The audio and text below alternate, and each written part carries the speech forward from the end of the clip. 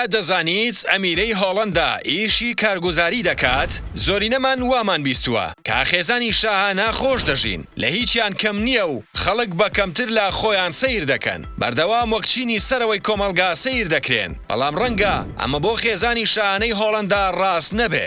جێنشینی خێزانی شاهانەی هۆڵەندا ئەمیرە ئامالیا نازناوەکەی پرتەقاڵیە، جەگەورەی پاشایی هۆڵەندا ویلیام ئەلێکساندەرە. بەڵام وا دەزانی ئەمیرە ئامالیا وەک کچەکانی دەسەڵاتدارانی سعودیە و ئیمارەت و قەتەر دەژی، یان وەک کچی بەرپرسە گەندەڵەکانی کوردستان دەژی. ئەگەر وا بیر دەکەیتەوە ئەوا دەبێ بە بیرەکەتدا بچیتەوە. ئەم مانگینۆیە پەیوەندی دەکا بە زانکۆی ئەمستردامەوە، لە بواری ئابووری و سیاسەتدا دەخوێنێ. بەڵام وا دەزانی کە دەڕواتە ئەوێ سەرۆکی زانکۆ لە پێشوازیدا دەوەستێ. نەخێر، بەڵکو بە باوکی وتووە لەگەڵ کچانی زانکۆ وەک ئەوان لە ژووری داخلی دەبم، وەک هەر خوێندکارێکی تری ئاسایی لەگەڵ کچانی هاوڕێی پێکەوە خانوویەک یان شوقەیەک بەکرێ دەگرن. لە ماوەی خوێندنی دواناوەندی وەکو کارگوزار لە چێشتخانەدا بە شێوەی پارت تایم کاری کردووە بۆ ئەوەی بتوانێ مەسرەفی خوێندن و ڕۆژانەکەی دەربکە. کەچی لای خۆمان کچە مۆدێل هەیە ئەڵێ خەڵک تەمەڵە و کار ناکات. من بە ساڵێک بوومەتە خاوەنی سیارە و خانوو بزنزی خۆم،